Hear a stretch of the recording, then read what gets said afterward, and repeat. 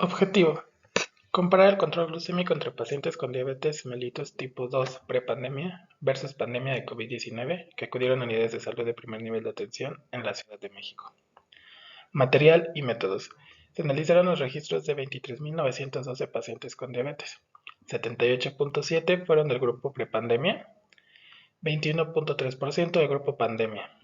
Se calcularon medidas de tendencia central y de dispersión, pruebas T-de-Student y se ajustó un modelo de regresión logística múltiple.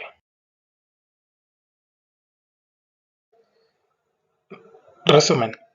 En los resultados, la mayoría de los pacientes con diabetes fueron mujeres, con edad promedio de 59 y 58 años de edad, respectivamente, y con hemoglobina glucosilada final de 7.7 versus el grupo pandemia con 8.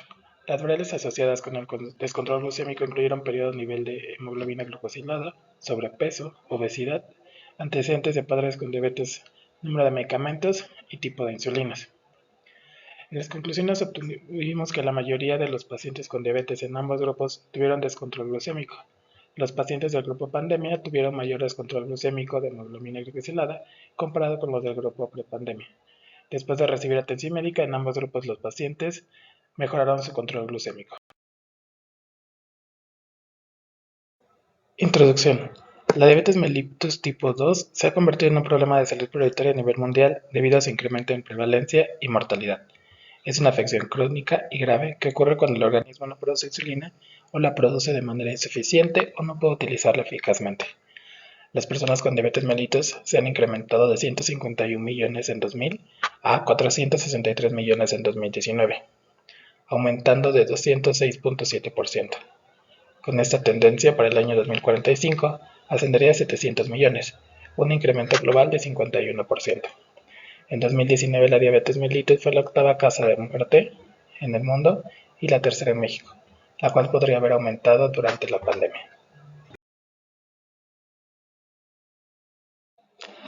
La pandemia de COVID-19 representa grandes retos para los sistemas de salud, pues de 105 países considerados en un estudio, 90% de estos han sufrido interrupciones en los servicios de salud. Eso tiene consecuencias negativas sobre la salud de las poblaciones que necesitan asistencia médica regular. Algunos estudios que consideran las medidas llevadas a cabo durante los sistemas de salud para detener el contagio del coronavirus muestran resultados contradictorios. Mientras unos reportan que estas medidas no han provocado un impacto negativo, otros encuentran un mayor control de la diabetes durante la pandemia. En México, de acuerdo con la encuesta de salud 2021, la prevalencia de diabetes mellitus en adultos fue de 15.8% y la tasa de mortalidad incrementó de 8.24 en 2019 a 11.95 en 2020. Esta es consecuencia de factores socioeconómicos, demográficos, ambientales, genéticos y estilo de vida que interactúan y generan descontrol glucémico. La prueba de la glumina glucosilada mide el nivel promedio de glucosa en sangre del paciente durante los últimos 3 o 4 meses y 50% del resultado depende solo de entre las 4 y 6 últimas semanas. ¿Es una prueba necesaria para el control glucémico? La meta es mantener hemoglobina glucosilada menor de 7, ya que logra disminuir la mortalidad. Niveles mayores de 7% se asocian con mayores complicaciones.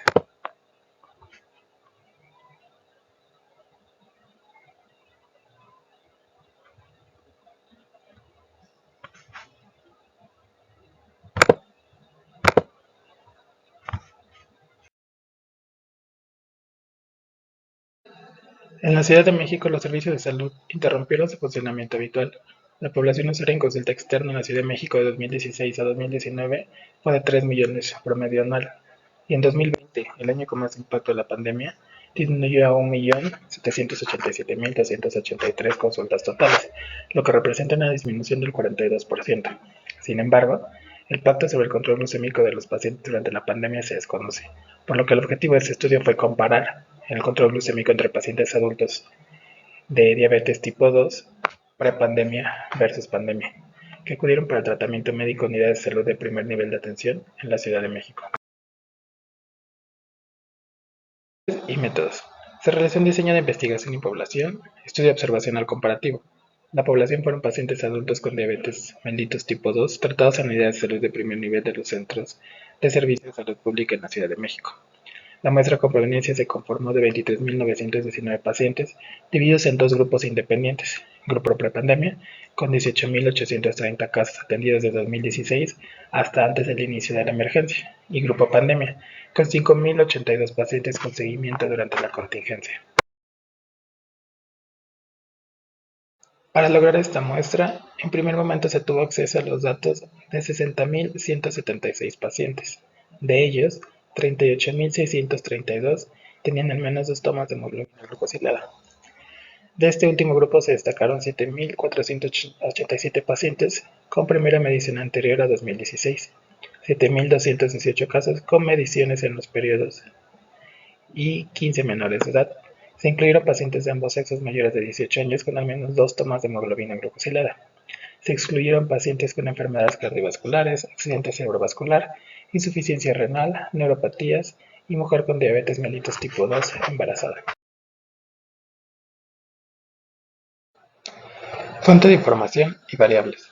La Dirección General de Servicios de Salud Pública de la Ciudad de México proporciona la base de datos con información proveniente de las historias clínicas de los pacientes con diabetes mellitus. Contiene variables sociodemográficas, clínicas, factores de riesgo, comorbilidades, resultados de laboratorio, entre otros. De acuerdo con los niveles de hemoglobina glucosilada, se clasificó a los pacientes con control glucémico menor de 7, descontrol leve de 7 a 7.9 y descontrol grave mayor de 8.14. Para el análisis estadístico se realizó un análisis descriptivo de las características de los pacientes con medidas de tendencia central y de dispersión para variables cuantitativas, tasas, razones y proporciones para cualitativas, y se hicieron pruebas T-de-Student para muestras relacionadas al comparar la primera y última toma al interior de cada grupo e independientes para contrastar a los grupos pandemia versus prepandemia. Se realizó un análisis de regresión logística multivariado con el procedimiento de introducción de variables para determinar las de mayor impacto en la propensión al descontrol glucémico en los pacientes con diabetes mellitus. Las variables cuantitativas se categorizaron inicialmente con base en su discusión de frecuencias y ajustaron las categorías según la significancia que arrojaba el modelo. Las variables que se consideraron explicativas fueron el periodo prepandemia y pandemia, edad hasta 60, mayor a 60, índice de masa corporal, normopeso, sobrepeso y obesidad, seguimiento de hemoglobina glicosilada, menos de 3 meses, entre 3 y 9 meses, entre 9 y 15 meses y más de 15 meses. Disminución de peso, sin disminución, disminución mayor a 5%. Comorbilidades, ninguna, una, dos o más de 2. Medicamentos prescritos para diabetes mellitus, hasta 1, mayor a 1. Y prescripción de insulina rápida e insulina de larga acción. Para el análisis se consideraron 23.912 individuos. El modelo propuesto se ajustó de manera suficiente al observado de acuerdo con la prueba de Hosmer y Lemaitre. Fue significativamente confiable y explicó entre 11.1 y 14.9% de la varianza del descontrol glicémico. En total de la percepción correcta fue 65.1%, se pronosticó correctamente a 68.2% de los pacientes con descontrol glucémico y 61.4% de los que se encontraban bajo control. Se utilizó el software SPS-IBM Statics PES 2.0.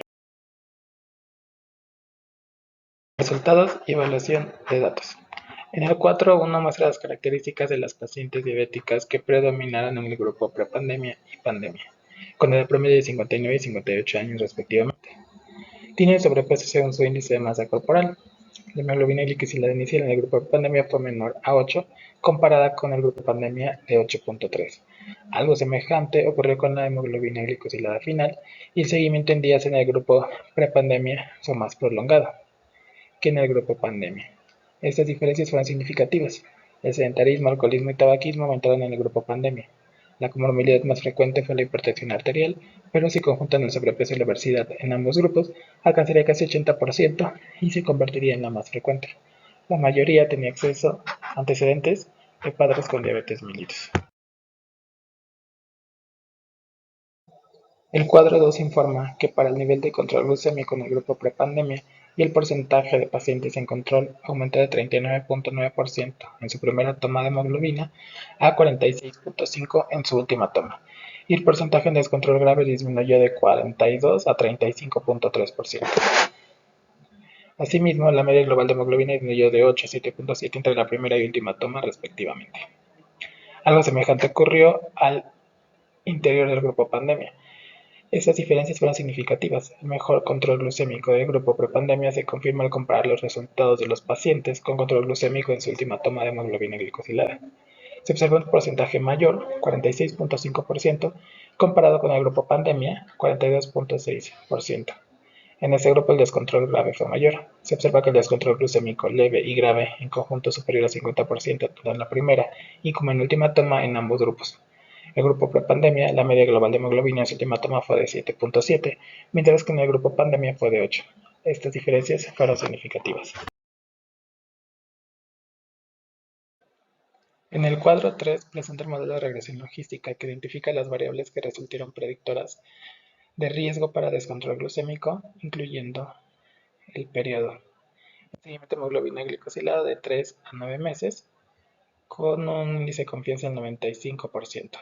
Más de 15 meses, un índice de confianza del 95%, igual a 0.619, edad mayor de 60 años, con una RM de 0.732, sobrepeso RM de 1.184, obesidad RM de 1.150, disminución de peso RM de 0.84, una comorbilidad RM de 0.70, más de dos comorbilidades RM de 0.58, el antecedente de padres con diabetes mellitus RM de 1.11, tomar más de un medicamento para diabetes mellitus RM de 2.02 y utilizar insulinas rápidas RM de 2.22 y de larga acción RM de 2.21, todos con índice de confianza del 95%.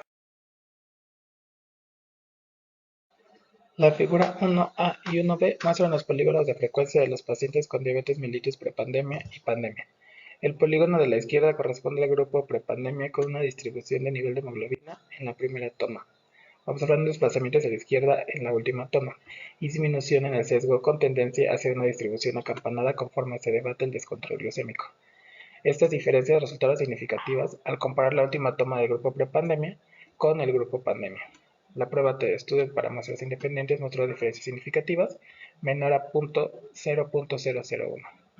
Asimismo, la figura 1C, D, E, F, G, H, I y J revela que en la prepandemia los pacientes mayores de 50 años tuvieron un nivel de hemoglobina en la última toma de 8.1, en comparación con la pandemia donde el nivel fue de 8.4.